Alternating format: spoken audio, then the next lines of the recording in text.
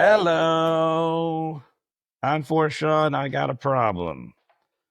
I got a lot of problems this week. First of all, it looks like I'm in that Fiona Apple video. If you're watching, it's dark out. I'm recording this, let's see here, 3 hours before it's supposed to come out. Always on the edge, I am. I am in the desert. I've been in the desert for almost, I don't know, getting closer to a month. Staying at a friend's house who's out of the country, and I'm just getting a bunch of writing done and stuff. I'm doing some shows. I did a show tonight for some older people at a golf, I don't know, community. But the house I'm staying at has no internet, no cable. It's dire down there. My phone signal's okay there, but it's not great. So, I occasionally will miss a text or a call. Like, it'll show up later, but I don't see it. It's very weird. So in order to get internet, I got to hike about 100 yards up a hill, holding on to Arie so no coyotes get him, because he's coyote bait. Do you see him? Is he back there? There he is, right there. And there's this little kind of small hovel that has got the shittest internet possible. It's the minimum that internet can be before it's not Wi-Fi. I've got just one little bar. You get those three little with the little waves. I just got one, and it ain't high speed. Which, you know what? That leads me to I've got another problem. This segment I haven't done in weeks. Let's get to it. Cue the music.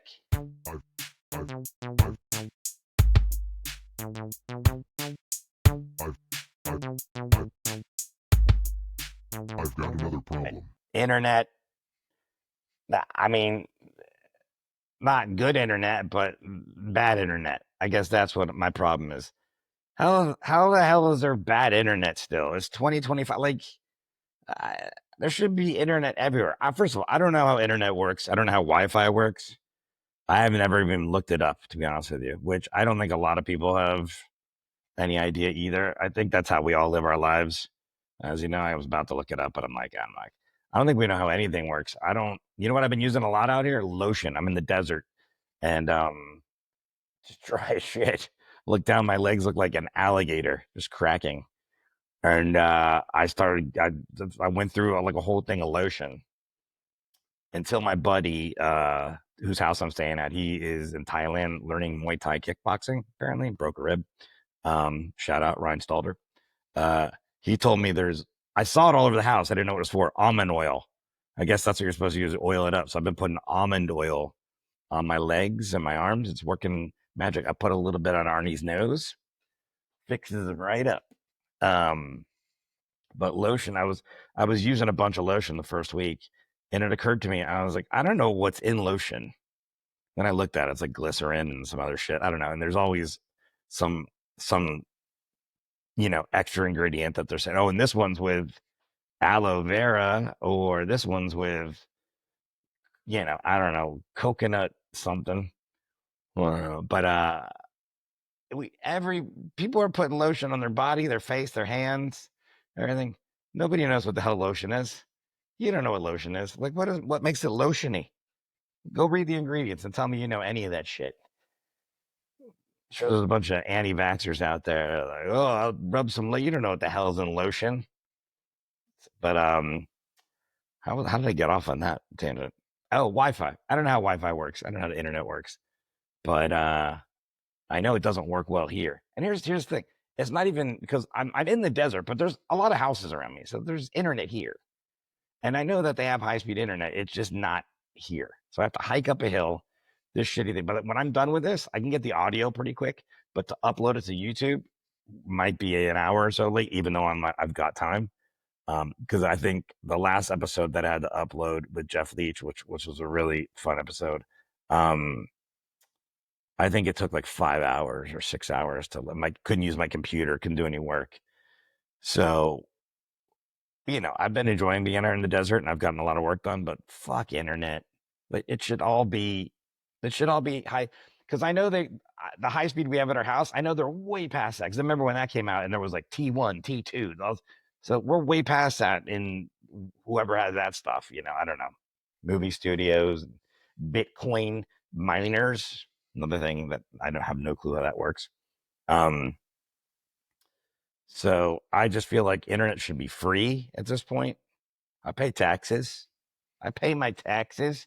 I want free internet. If Trump came up with free internet, that would go a long way. I feel like that would really be good. Whatever politician comes up with free internet, they can become a dictator. I feel like. Um, I anyways, you don't realize how much you rely on it. I'm gonna have to maybe start uploading these or do them at Starbucks. There's a Starbucks about, of course there is, in the desert. I don't know, like 5 or 6 miles from here. So I'll do my next podcast from Starbucks. I was thinking about um starting to do them outside anyways. I don't know. Just trying to mix shit up. I don't know what the fuck I'm doing. I got no guess. My point is, anyways, I got another problem. I'm all over the place. I have no guest because my guest had to move. I had 2 guests lined up. One of them got pushed, and then I had Jeff Leach, thankfully, last time. So it was a little bit late, but I still had him on. And then my other guest told me he couldn't do it, but he's got to do it at a later date. But I didn't know because I didn't get the fucking text because I'm in the desert. So that's why I'm on this, whole internet sucks kick. But you got me. You got me. It'll be another shorter one, but what are you gonna do? What are you gonna do? You guys aren't paying for this. No, that's not true. I got a donation. Pamela, whatever you prefer. Thank you so much. Thank you so much for your donation. So nice of you. I can't tell you how that warms my heart that people care enough about this podcast that they have sent me money to help keep it going. If you feel like donating, forrestshaw.net is my website. You go on there, you'll see a podcast page. Probably need to update what podcast is there, but either way, there's a donate button there. Super simple. While you're on the website, check out where I'm going to be. I don't have a lot of shows the next month or so. Actually, I'm going to be with Jim in Florida, Jim Jeffries. But I have a bunch starting in August. I'll be in July, I'm in Las Vegas. In August, I'm in Tampa. I'm going to be in Toronto, Montreal, Atlantic City, Niagara. Be opening for Jimmy O Yang there. Then I'm in Boise, Idaho, and then I'm in Florida. And I promise the Australia tour will be finalized very soon. I know for sure I'm doing Melbourne. I know for sure I'm doing a bunch of stuff in Sydney. And I just started talking to the guy in Adelaide today, so I'm pretty sure that's going to happen. And we'll see. We'll see about Brisbane and Perth. If you're in a really small town, maybe Newcastle. I did a show in Newcastle before. Maybe we should hit those guys up. It's a quick train ride from Sydney. Anyways, I'm speaking out loud, thinking out loud. But go to there, check out any shows I got coming up. And yeah. Oh, one other thing. The phone. Somebody left me a message finally. I'm not going to say what the name is, by the way, because I realized I didn't get enough information out about the phone. So I'm not going to say their name, and I'm not going to read their whole voicemail or play their whole voicemail. I'm not going to play it at all. But the person that called said, if no one has called you yet, according to my last episode, which they hadn't, they said, I have a problem, but I don't know if I'm ready to talk about it. But I want to say hi. Think that you're doing a great job. Thank you. And I think they said they miss me doing the podcast with Jim, and they're going to see me in Orlando with Jim Jeffries at the end of this month. So thanks for leaving that message. I don't want to say your name or anything like that. I don't think I've been clear with the phone. You don't have to have a problem to call up. In fact, I don't think that is probably, like I say at the end of the podcast, call whoever. And so if you feel like airing things out, by all means, do it on there. But here's a couple things about the phone. By the way, the number is 305-563-7264 +1 area code. I don't have an 800 number yet, but +1 for America. 305-563-7264 or 305 Joe Rang. Joe rang the phone.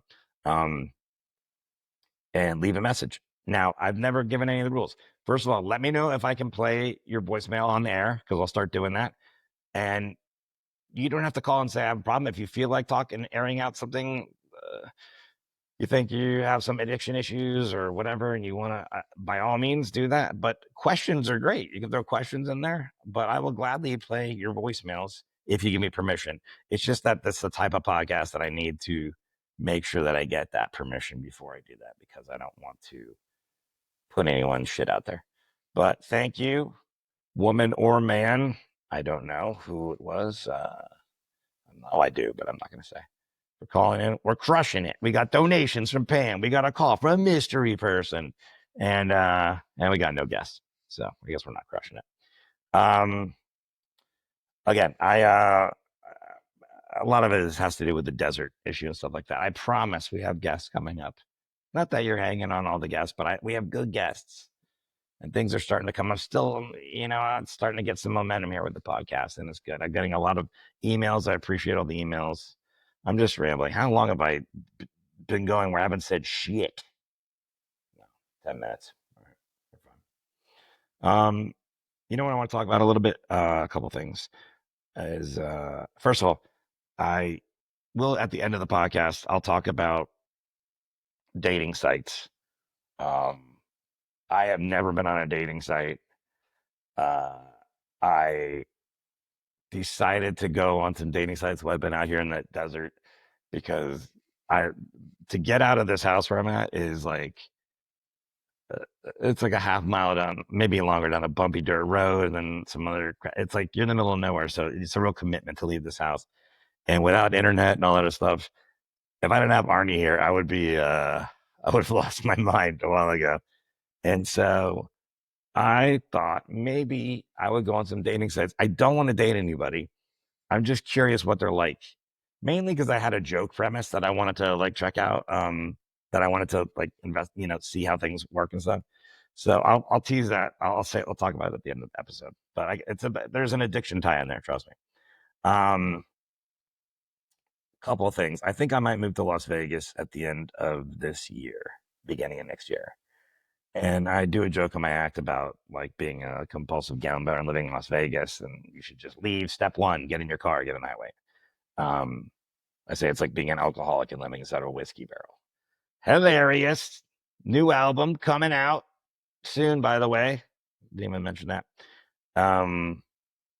Yeah, I do make jokes about it, but I also, the thing about, okay, like proximity has never been a problem for me. Living in LA, I am, I don't know, 10 to 30 minutes from about 10 casinos. And I know what people say is in Vegas, it's even closer. Well, I'm not going to live on the strip. And I know there's gambling all around and there's little mini casinos over and stuff. But, there's scratchers at gas stations. There's lottery tickets there. You could gamble on a card game at your house. I mean, alcohol's everywhere. The proximity isn't a problem when you're an addict. It's the mental, it's your state of mind. It's whether you're living your life in a healthy way to make sure that you're not doing these things. So I've had some people that were concerned that when I said, I think I'm going to move to Vegas. And I think I would like to move there because it's cheaper. I can save more money. I could pay less taxes. I can make more money locally. And honestly, and I'm, some of the best meetings I've ever been to are there and stuff too. So, there's that. But I just think it's a good move for me career wise and money wise and stuff like that. Will I be around a lot more gambling? Sure. But like I said, it's not about, if you're an addict, distance doesn't stop you from doing those behaviors. Like there's never, I used to go when I was in college. I used to go to this casino called the Turning Stone Casino. And I went to school in Ithaca, New York, in Ithaca College. I haven't even thought about this casino until just now because I was thinking about how far I would drive. Just that thought. It's so crazy, this podcast, how this stuff pops out in my head. I had a gambling problem in college. That's where it really started to rear its head when I started to get in trouble. Like when it was like family members noticed, and you know, I remember getting in a fight with a bookie because I had put a bet in. I think it was Shaquille O'Neal wasn't going to play in a game. And when I found that out, I bet on the other team and he didn't know about it. And I put a sizable bet in. And then he called me back and said, "Oh, it's off the board." So if you don't know about gambling, I mean, most people do now because it's so, in your face on your phone. But like, if there's a lot of times, if there's like an injury to a major player like that or somebody important, they can't even make a line for it really. So they'll just take it off, and they won't even, I don't think they do that as much anymore, but they used to do that more then. And I basically went to fisticuffs with this guy.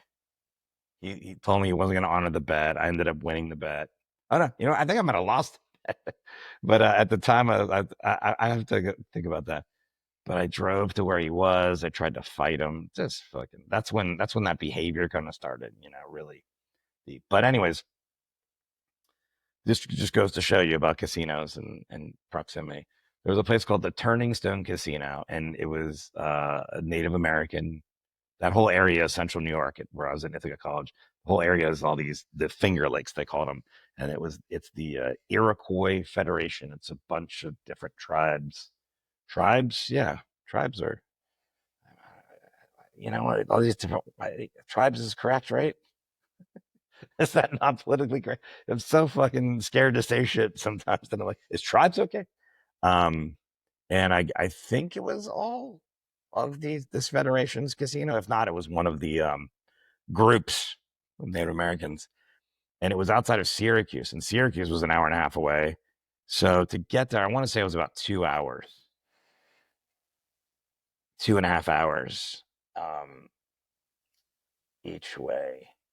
And I had a 1977 Dodge Aspen.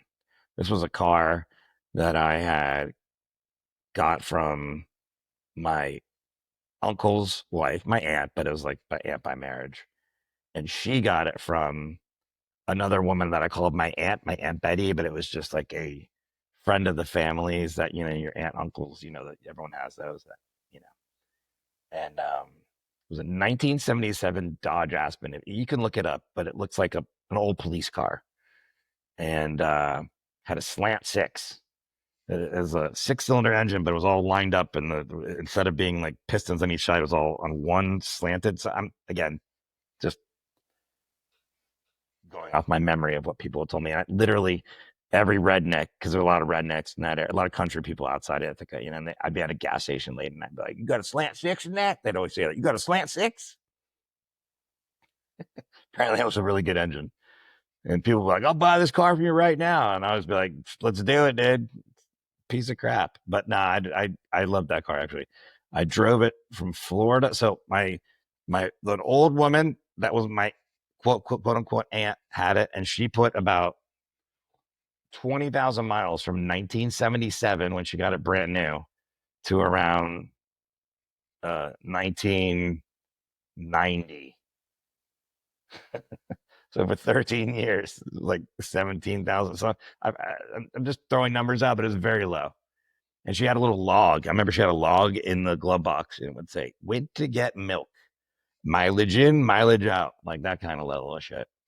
Then she sold it, I guess, to my uncle's wife, my mom's brother's wife. And she didn't drive much. I don't even know if she drives to this day. She was not a good driver. She was afraid to take left turns. She might still be. So you could only take right turns. So if you had to get over here to the left, you'd have to go right, right, right to go. She didn't want to go across traffic. So she didn't drive much at all either. And then I bought it from her, or maybe it was bought from me by my mom. I'm not sure, but I want to say it was like $400 or $500.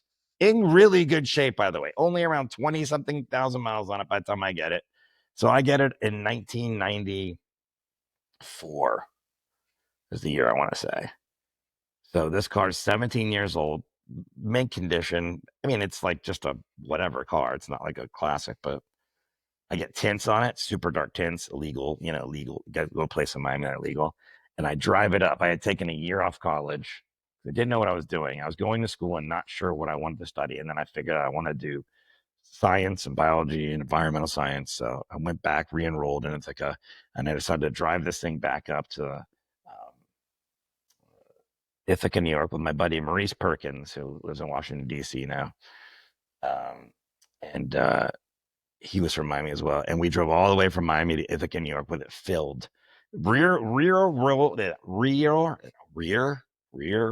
wheel drive, and so not just sliding all over the place once it gets icy and snowy and stuff, and just not a very safe car for the snowy conditions. And it lived its whole life in Florida, and in fact, it had this thermostat that was set for warmer weather. So when I got there, I had to change. I didn't know it wouldn't ever warm up. Me and Maurice were driving in the freezing cold in January up to New York, wearing like jackets, like it was planes, trains, on automobile, but the whole car was sealed. It would not heat up. We were going, 60 for 10 hours, and it was because of a thermostat. I literally parked that car, and the very first night it was like 5 degrees Fahrenheit out. And I come back down, and all the glue had cracked that holds the felt roof in. Boom. All the dashboard had cracked. The battery didn't start. This car was like, go fuck yourself that you brought me in this environment. I got it thermostat fixed and a couple of things, but it was like a beater then, because it was all the salt was corroding it from the road. It was an old car. It didn't have any of that coating. But I delivered pizzas in that thing, but it was not safe. So my whole point. So in the winter, in ice and snow and slush, I would get off work from delivering pizzas, and it's a pretty good job. You'd make like a percentage of delivery and stuff. And I would drive from there. I would be delivering pizzas for 8 or 9 hours. And then I would drive from Ithaca, New York to Turning Stone Casino, 2.5, maybe it's 2 each way. Someone could look that up. And back, and just gamble all night till the sun came up, and then drive back, and then deliver pizzas again. Sometimes I'd go home with winnings if I was tired enough. But most of the time I just stay there and rode it out to the ground. I mean, that's I didn't drive all that way to just gamble like an hour. If I got there in an hour, let's say I came there with like, I don't know, $500, and then in an hour, I was like, boom, I had 2,000. I'm not leaving. I just got here like, an hour ago. My point is I did that a lot. I drove to Turning Stone Casino a bunch. I would convince other people, because this is before anyone, I didn't even know I had a problem really, but I knew, I just thought it was just, you call yourself a degenerate. It's fun. Hey, let's go gamble. I remember I would go there with Maurice sometimes. I would go with this guy, Stu. Can't remember his last name. I went there with a bunch of other people gambling. Yeah, one night I went there, and this cop was convinced I was drunk driving. I was not, but the other two guys I was with got a 6-pack of beer, and one of them spilled a whole beer in the back seat. Yada yada. I got more stories about that car and Ithaca and stuff. But anyways, I'm gonna get off. My point is, this is a long-winded way to say, like, it doesn't matter like how close or far I am. I'm gonna gamble. Like, if you're in that mode where you're gambling, you'll gamble. If you're an alcoholic and you want to drink, and you're not working a program, or you're not doing the things to prevent yourself from drinking, and someone's like, yo, there's a keg of beer 3 hours from here, it's free, people will drive there and drink. It doesn't matter. I'm not going to stop you. In fact, it's crazy the amount of energy I've spent driving somewhere, going somewhere, making sure I had cash to gamble. Like, it's so much energy and time put into this bullshit this addiction, and that nothing's come from it. Once in a while you'd have a win, but you're going to just gamble that money away. Like that free money they give you on DraftKings or whatever. 500 free. Well, okay, good luck with that. But it's a lot of regret. And I think about that. My first, the special that I shot with Comedy Records, shout out Comedy Records, very into him. Thank you for all your support. Was called Poor Decisions. Everyone laughs when I say that name, but that's my life. There's so many decisions I made, and I look back, and then there's this snowball of regret. It started off when you're young, and some people are good at like shedding the guilt and the regret. That is one of my top weaknesses to this day, even now, is holding on to that guilt and that regret. And it starts like a little tiny snowball, and it just keeps getting bigger and bigger and bigger.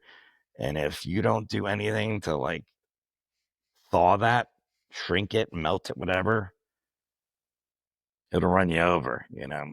So I think that when I look at people that are healthy, because I look sometimes at people like, I feel like that's a huge part of it is the guilt and regret. And if you are struggling with any sort of addiction, you definitely have that. You have the regret of the time you've wasted. You have the guilt of uh, the the trust and that you've lost that was given to you, and then you've broken between family members, loved ones, spouses, significant others. Um, you have that you have the guilt of all the money you've wasted or all the events you missed. So the times that you decided you weren't going to go to something because, you know, you felt like shit, you were hungover, you were strung out, you know, you just run some sort of like bender. And that's something that I have really, really need to work on. And I never have. Even when I've been clean for my longest period of time or shortest period of time, I've never dealt with that at all. And so I thought a lot about that today, and I'm actually in a good mood. Like, I don't know if I'm upbeat about it because I'm like, that's what I'm going to attack, because I think that's important when you're going through any type of recovery and you're trying to get better, is not just say, hey, I mean, it's great. You wake up, you say, hey, I'm not going to do this today. I'm not going to drink. I'm not going to do drugs. I'm not going to smoke cigarettes. I'm not going to, I got to have a sex addict thing because I don't know what you say for those terms, but it is a real thing. But I'm not going to do X, Y, Z of my addiction. I'm not going to spend money or, you know, go shopping or whatever. That guy what was the guy on the bicycle? I'm not going to run my stationary bicycle today and go to work. That was on episode, I think 2 or 3, 4 with Justin Foster. And that's good. You have to sell yourself that, but you also need to be working on things, working on getting better, working on parts of your personality or parts of your psyche that is damaging to you and will drive you to go back out there and do it again. And I think this is what I was thinking about today. The guilt and the regret is what always brings me back out. It might be a combination of a lot of things, but I was like, I've never dealt with that. And I've just compounded it. And so I'm going to attack that head on. I don't know if it's going to be through meditation, breath work. I just hearted a video of a woman that does breath work. I'm going to reach out there, see if she wants to do at least 10 minutes on there. Cause it was like anxiety, get rid of anxiety and depression stuff just through breathing. And you know what? I'm going to give it a try. Part of me wants to make fun of it, but the other part that is definitely, you know, my mom's son would want me to try that. So meditation, I've started working out. I don't think I look like I've lost any weight, but I've lost weight. By the way, great. You want to know a good diet? Live at the end of a long dirt road. There's no fast food around here at all. So if I wanted to go to a Taco Bell, it would be a fucking mission to get there. So I haven't been eating fast food. I've been cooking in a kitchen. I mean, I'm a decent cook. I don't and eating salads and stuff like that. I think I've already lost at least a couple pounds out of there. And that's all it takes for me with OCD. Honestly, once I get in that mindset, I will be eating better. So I think I'm on a good. I'm feeling good these last couple of days. So that is when I'm coming up with a plan on how I'm going to attack regret and guilt. And I think that is a big, big part of what has caused me to relapse. I don't know what the right words are for gambling, by the way. I always say clean. It's not sober, but I guess it is sober. And you relapse. But when I've done that, I think that's a big part of it. And so I think that's a good thing to be able to identify that with anybody that has an addiction. And I think doing this podcast has helped me because every guest that I've had so far, I feel like has a strong viewpoint on or at least in my opinion, has a strong viewpoint on what their issue was that was really tugging at them that caused them to want to have this break from reality, whatever it was, and dive into these the shit. the pool of shit that is addiction. Um, and I've said for so long, I've always been like, I don't need to identify what the sources are. Well, I think I have identified a big source of the issue. So to be continued. Um, what else did I want to say? Oh yeah, I teased you guys with these dating apps. I think it's going to be a lot of bits. So how long have we been doing this? I'm crushing it. I'm pretty good at this solo podcasting. Says the guy that's not listening to this in their car. Yeah, they're probably like whatever. So I had an idea for a joke because I just heard I heard a woman doing a joke. And some male comics get upset at like the fact that they'll be like, well, women just want to talk about blah blah blah. I'm like, who gives a shit? That's their perspective. Like I don't care. That doesn't bother me because it bothers me when a comic says it either way. Guys just talk about their dicks. Yeah, well, we're dumb animals. The girls talk about their vagina, you know. But it was a woman, and she was talking about how the dating pool is guys don't want to commit anymore, and this and that, and the dating apps suck, whatever. And I had a couple ideas for premises and stuff, so I got on the two dating apps, and Tinder, and what's the other one? The other one is like way worse than Tinder. Uh, adult something, adult friend finder. What a Tinder at least is like because this is a Tinder and it starts to flame, and this is just like adult friend finder. By the way, there's not a lot of people looking for friends on there. That is like a straight hookup. I've always been told that Tinder was the hookup one, but adult friend finder is like it's nasty. Um, and the reason I bring it up with addiction stuff is like I went on there and within um, you got to pay for these things by the way if you're a dude, which is already I guess you do if you're a woman too. I don't know. It seems like it would be free. I am, but the Tinder one is I always thought was like a hookup app. And then I met somebody that got married. They met off Tinder, and I can't remember who that is at the time, but somebody told me that. I was like, oh, cool.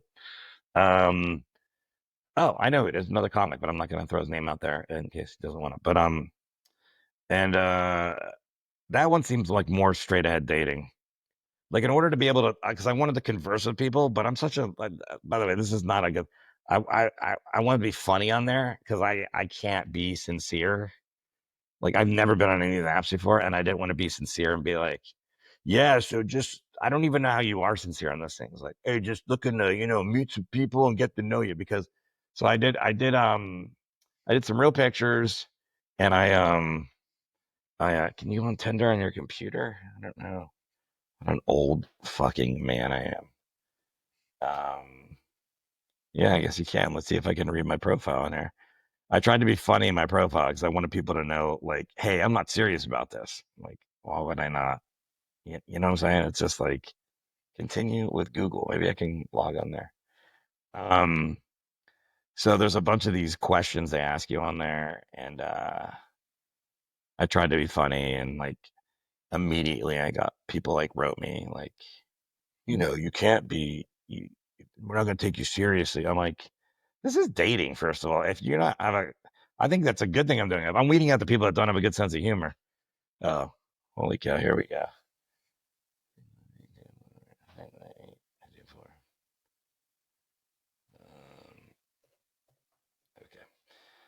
Okay. This is great podcasting, by the way. Here's my profile. Let's click on it.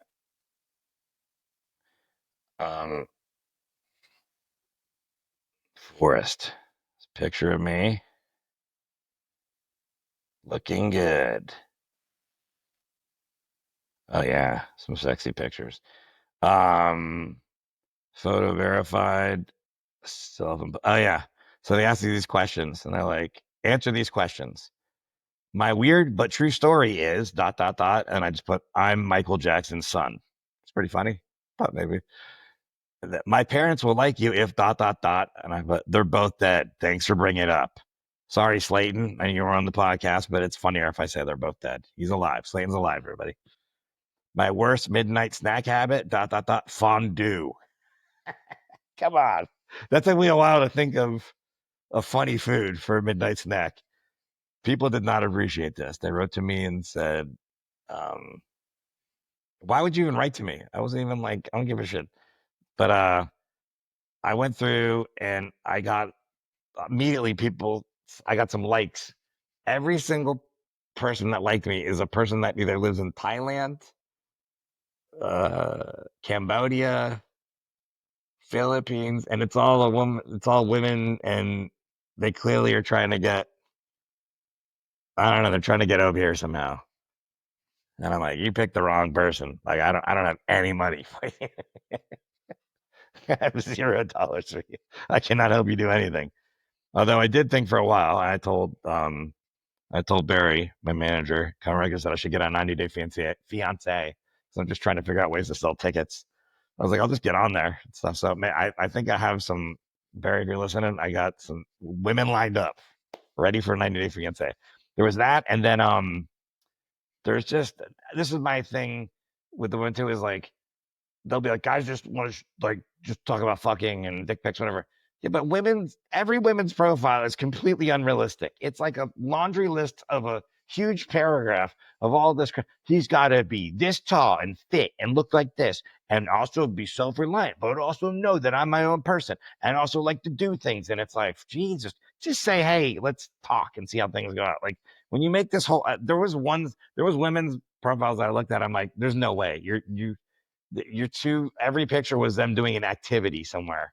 Like they're dressed up for Halloween, they're on a like a hayride, they're jet ski. I'm like, too many activities. I'm out. Like you get, it's like not doing that. Anyways, that was Tinder.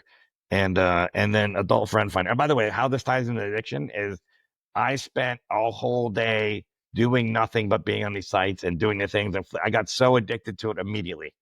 I got addicted because I'm here alone in the desert. There's not a lot of, I see Arie every day. I haven't seen a lot of people. When I do these shows, I stay as long as I can so I can see other people. And I immediately was like, oh, I can straight up see being addicted to this kind of shit. I can just see it working. I see it with gambling, 100% food, and this. So I guess maybe this is love. Maybe this is what part of the love addiction is, or something like that. I'm not sure, but like wanting to at least have people engage with you.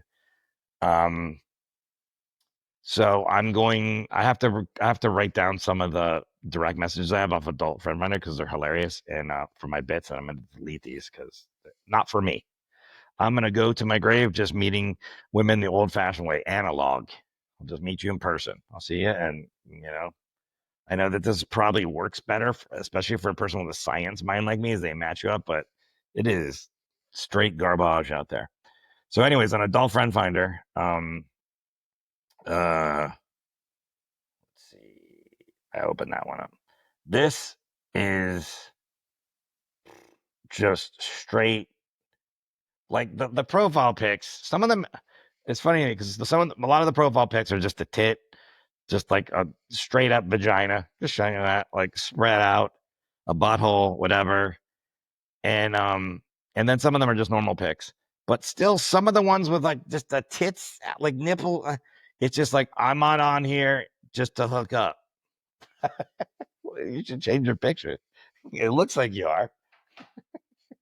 If I, if the first, if I was like to go on a blind date with someone and they just showed up naked, I would assume they want to have sex, or they got robbed and all their clothes are gone. I don't know. So that was really funny to me. And then there's just, and there's people on here with, it's clearly a hookup site.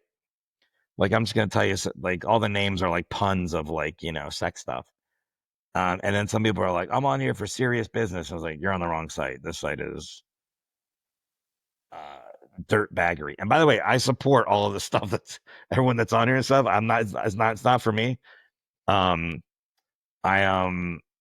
it just feels really desperate, but or not that. I'm sorry, that's the wrong word. It feel I'm not good at that. Like it just feels like it's in a world. It's not. I'm not comfortable with it. So the reason so one of the things I did is I clicked on a couple profiles and some of them were looking for a submissive. It was like S&M stuff. Looking for submissive. Must have experience. Okay. I think there's a joke in here, but I literally wrote, I'm going to read to you some of the stuff that I sent to them. Because I'm like, how do you get experience? It's like, when people are trying to apply for a job and it's like, you must have this, and that. Otherwise don't apply. And it's like, how do I get that experience if I don't get this job, So let me see. This woman just said she likes fisting. That's all it says. I like fisting. So I wrote to her. This is me. This is what I'm doing in my spare time that is making me laugh at myself. So I wrote there. I go, so what leads up to fisting? Coffee first, dinner? Let me know where to start. I would think none of these people have sense of humor, by the way. No one's written back and been like, this is funny. I guess. I don't know. Oh, here we go. This one's just like submissive, must have experience. So I wrote, real question, how do I get experience? Is there a school, YouTube video? I'm down to learn on the job. What's the worst that happens? I get punished? I mean, seems like a win-win. Hey, boom, boom. Is there a tutorial? I'm your clay to mold. Maybe it would be annoying. I'm just like, hey, what do I do next? No, she didn't write back. She didn't think that's funny. Isn't that funny? It's like, I guess there's a lot of pressure. It's like, you must have experience because if you lied and said you had a lot of experience, they're going to know right away, because you're going to have like a ball gag in and diaper. I don't even know. Whatever it is. Sounds like I know. And then they're going to be like, have you done this before? Hey, you got me. No experience. I'm doing my best. What am I supposed to say? I don't know. There's something funny in there. Maybe like that and all the crap about like this is what I'm looking for and stuff. Anyways, so it is. I can see how people would be really addicted to this. I can see how I would get addicted to this because it's almost like, and not just the scum one, even the Tinder one. It's like it's so gamified. It's like these apps, like the DraftKings and stuff. All these apps are just made like gamified, not like for your inner child to be like, all right, this is relationships and sex and stuff. Swipe, swipe, swipe, bing, bing, bing, bing. Anyways, fun times. Look at that, guys. I know some people are going to be like, sure, it's your first time on it. Well, whatever. I just podcasted about it. So what have I been holding on to that forever? Anyways, I'll see if they want to sponsor the podcast, Adult Friend Finder. All right, guys. That's all I got for today. Thanks for being here. Sorry I didn't have a guest. Hope you guys enjoyed that. I've got a lot of guests coming up. I'll be more responsible in holding checking my texts, and that would have helped. If you guys are feeling like shit, you're feeling down, suicide and crisis hotlines, dial 988 in US, dial 988 in Canada. United Kingdom, 0800-689-5652. Australia, Lifeline, 131114. Finland, 0925250111. I'm thinking of taking to Germany off here. Every time I get to Germany, I can't do it. It's too long, but today I'll do it. 03044010607. Fuck you, Germany. Fuck you. Wikipedia page, list of suicide crisis lines. Just type that in. Wikipedia, list of suicide crisis lines, and look for your country, and it'll be there. They really, I think we need to start some sort of campaign and get these all made more succinct. I can't think of anything worse. You're feeling suicidal, and you're like, 0800-689-5652. Hello, United Kingdom. If you're new to the podcast and you're wondering why I give these out, I explained it one time. I don't expect you to be coming to this podcast to wait until the end to get these numbers. I just think it's a good idea to remind people that these numbers are out there so that if you did need one, it would jog your memory and be like, oh yeah, there is a way to do this. So, all right. Thanks again, Pam, for the donation. Thanks again, Mystery Guy, for calling the phone. You guys do that. I'll see you guys and talk to you guys next week. Love you guys. Peace out.